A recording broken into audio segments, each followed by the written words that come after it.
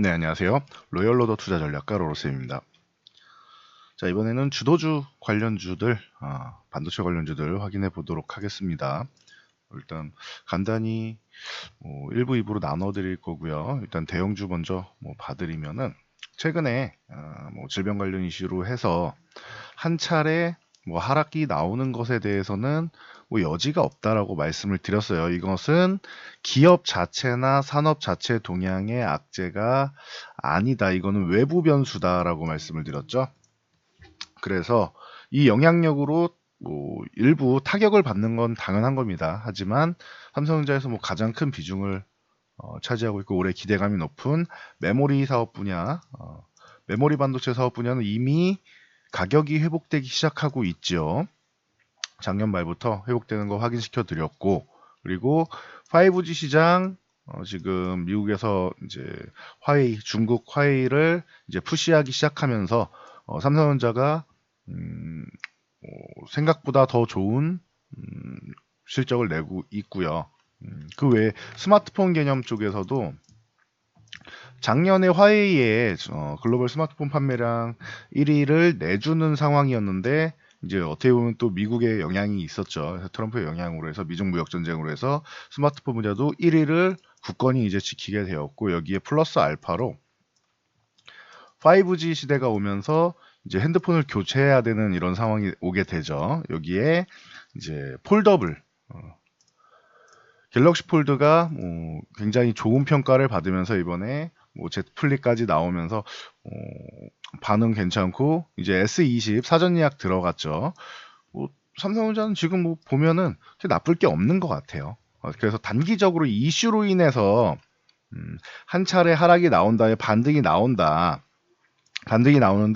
제 생각보다는 꽤 괜찮게 나왔다라고 말씀드렸어요. 전 첫 번째 반등이 요 21선 공방 정도 나오지 않을까 생각했는데 6만 원 위쪽까지 넘어오면서 6만 원 저항 정도 받을 줄 알았는데 거의 6만 2천 원 부근까지 다 올라왔습니다. 그리고 나서 이중 바닥 찍는 부분에 대해서는 자연스러운 현상이라고 말씀드렸죠. 21선 요 아래쪽에 내려와 있는 거 걱정할 필요 없고 요 61선 정도까지는 내려올 수 있다. 언제든지 내려올 수 있다. 만약에 61선을 살짝 이탈해도 56,000원 정도 요구감만 지켜줘도 괜찮다. 여기 흔들기 정도는 나올 수 있다라고 진작부터 말씀을 드렸습니다. 그래서 현재 여러분들이 그렇게까지 우려할 만한 상황은 아니다. 오늘 시작은 이제 슬슬 개장을 하는데 시작은 하락으로 출발하더라도 이게 그렇게 심각할 정도의 상황은 아니다 정도로 보시면 돼요. 대신 타격은 좀 일부 있을 수 있죠. 중국에서 계속 공장 가동이나 이런 부분 문제가 되고 이게 한국으로 넘어왔죠. 누구라고 얘기는 안 하겠습니다. 굉장히 열심히 돌아다니신 분이 계셔가지고 우리나라에도 이제 부담이 되기 시작했습니다. 환자 수가 늘어나기 시작하고 하면서 그래서 이렇게 늘어났지만 어떻게 보면은 기존에 계속 말씀드렸던 게 첫 번째 바닥이 나왔을 때 굉장히 설레입니다. 1차 반등 나올 겁니다. 그리고 나서 한 차례 더 이중 바닥성 움직임이 나오는데 요게 기회가 됩니다라고 말씀을 드렸죠. 그럼 지금은 단기적으로 조금 밀려 있지만 기회가 되는구나라는 것만 알고 계시면 돼요, 여러분들이. 이게 굉장히 우리를 힘들게 만들어서 앞으로 이 시장의 기조를 상승하던 이 시장의 기조를 꺾어서 하락장으로 만든다. 이러면은 굉장히 큰 문제가 되겠죠. 하지만 질병 관련 이슈는 언제나 그랬듯이 한 차례 하락이 나오고 그 다음에 이중바닥성 움직임이 나와요. 근데 보통 이중바닥성 움직임 두 번째 바닥이 좀 얕아서 저점을 이렇게 올리는 상황이 나온다. 하지만 최근에 이제 트렌드상 이 하락 N자형처럼 첫 번째 저점을 살짝 깨고 이탈했다가 반등이 나오는 경우도 있다. 그렇기 때문에 특히 주도주 계열 같은 경우는 하락 N자형처럼 보여도 오히려 회복되는 구간이니까 단기적인 현상이니까 이거를 크게 염려하지 않아도 된다라고 말씀드렸어요. 심증은 두 번째 바닥이 깊기보다는 이렇게 저점을 높이는 이런 상황이 나올 가능성이 높다라고 현재는 보고는 있습니다. 요거는 이제 추후에 보면서 관찰을 다시 한번 하면 되겠죠. 그래서 현재 보는 상황은 이 정도 되는구나. 이중바닥성 지난달에 말씀드렸던 움직임이 그대로 이어지는구나. 그래서 2월 하순까지 봐야 된다라고 말씀드렸던 게 이거예요. 질병 관련된 이슈는 어디서 어떻게 터질지 모르고 그리고 대처를 어떻게 하느냐의 차이도 있는데 우리나라도 뭐 재정 정책이나 뭔가를 빠르게 뭐 강력하게 에, 뭐 내세울 필요가 있는 것 같습니다. 중국처럼. 그러면은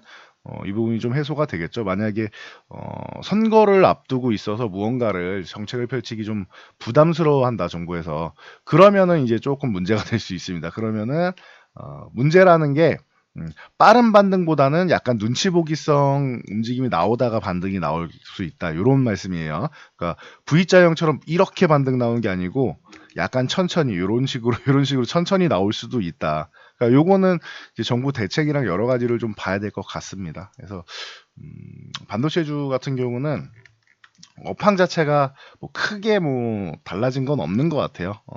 뭐 단지 인텔에서 CPU를 자꾸 이렇게 출시를 늦추는 정도? 요 정도인데 이거는 충분히 상쇄할 수 있는 게 AMD에서 뭐 워낙 뭐 좋은 제품을 가성비 좋은 제품을 내놔가지고 이 부분은 어느 정도는 뭐 100%는 아니어도 어느 정도는 해소가 되고 있는 입장이에요. 우리 생각보다 인텔만 기다리고 있던 많은 사람들의 생각보다는 AMD의 약진이 이 부분을 다 커버를 해주고 있기 때문에 큰 문제는 되지 않을 것 같습니다. 인텔에서 이 제품에 뭐 하자가 있어갖고 출시를 못한다라면 문제가 되겠지만 그게 아니라면은 이제 글로벌 이제 데이터 센터들부터 시작해서 지금 대규모 이제 교섭 중이라고 하죠. 그래서 뭐 대기 수요 물량이 워낙 뭐 넘쳐 있기 때문에 뭐 반도체 시장 쪽은 크게 걱정 안 해도 된다. 이 정도로 볼 수 있을 것 같고요.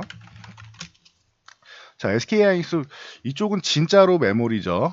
순수 메모리고 삼성전자가 저항에 부딪혀서 못 가는 타이밍에 하이닉스가 같이 못 가는 경우도 있지만 저항에 부딪히고 30% 캡률 때문에 못 갈 때 하이닉스가 먼저 이렇게 올라가주는 이런 상황이 나올 수 있다라고 말씀드렸죠. 그래서 10만 5천 원 이상 정도는 한 번 정도 해줘야 조정을 살짝 받아도 10만 원 흔들기 정도 나오고 다시 한번 올라올 수 있다라고 말씀드렸는데 말씀드린 대로 조정을 살짝 받았지만 10만 원 부근에서 지금 움직이고 있죠. 그러면은 지금 구간부터는 위쪽에서 여기는 아니라고 말씀드렸는데 지금 10만 원 정도부터는 뭐 관심 있는 분들은 서서히 이제 좀 모아갈 수 있는 단계가 되겠죠.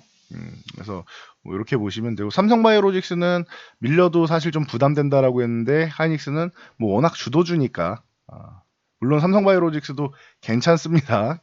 매수하면은 충분히 추가적인 상승은 나옵니다. 하지만 주도주 쪽이 좀 더 안정적이지 않겠느냐라고 이제 계속 말씀을 드렸죠. 그래서 하이닉스 같은 경우도 충분히 메모리 업황 쪽 생각하면은 뭐 걱정할 필요가 없는 종목이다라고 저는 보고 있어요. 그러니까 뭐 참고하시고요. 그리고 DB하이텍 DB하이텍 같은 경우도 26,000원 부근 요 정도까지는 기다려보자라고 했는데 오늘 아침에 개장 초에 바로 줬죠. 61선 정도 줬죠. 이런 구간에서 매수하는 거예요. DB하이텍은.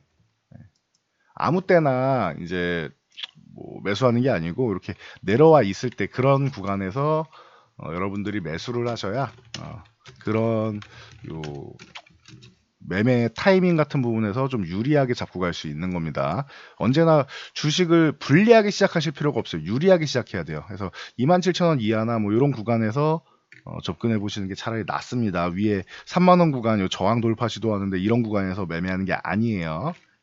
참고하시면 될 것 같고 뭐 DB하이텍 같은 경우는 TSMC 보시면은 알겠지만 물론 서로 분야는 조금 다를 수 있습니다.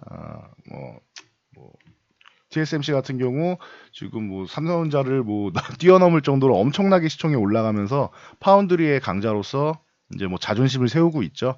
이런 측면에서 이제 DB하이텍 같은 경우는 디지털 쪽보다는 약간 아날로그 쪽으로 해서 넘어가 있는 상황이긴 한데 그래도 이쪽 분야도 뭐 카메라 뭐 관련 쪽이나 이미지 센싱이나 이쪽 관련 쪽에도 분명히 좋은 성향을 지금 보이고 있어요. 그러다 보니 작년 말에 이만큼이나 올라온 겁니다. TSMC 올라오고 하면서부터 계속 올라오고 있는 거예요.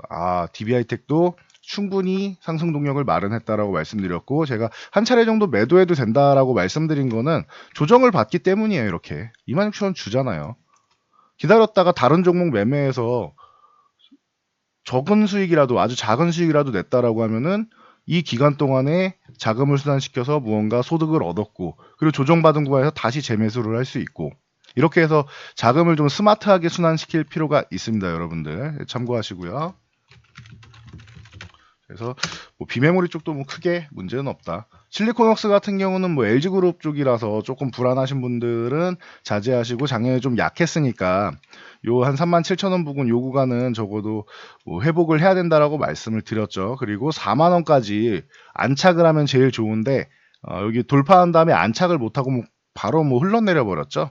그래서 좀 안타까운데 37,000원 이제 이탈했습니다. 그런데 이번 이슈는 실리콘웍스 자체의 악재라기보다는 계속 말씀드리지만 자체의 악재가 아니죠. 외부 변수죠. 그러니까 요거는 시간의 문제일 뿐 회복은 된다.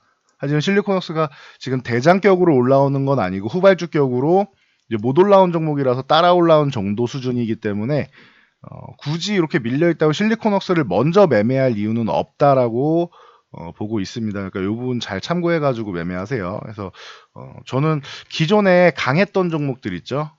강한 종목 그리고 대장주라고 불릴 수 있는 같은 뜻이죠.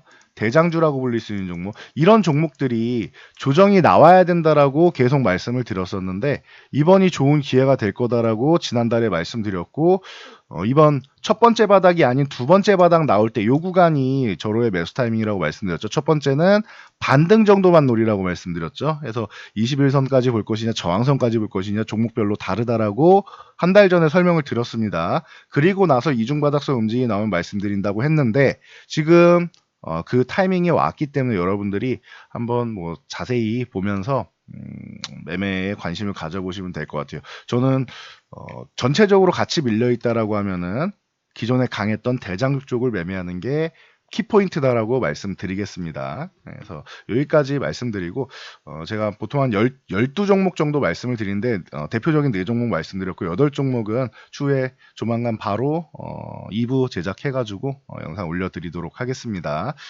급한 영상인 것 같아서 여러분들이 궁금해하실 것 같아서 오전에 바로 올려드리니까 잘 참고해서 성공 투자하시기 바랍니다.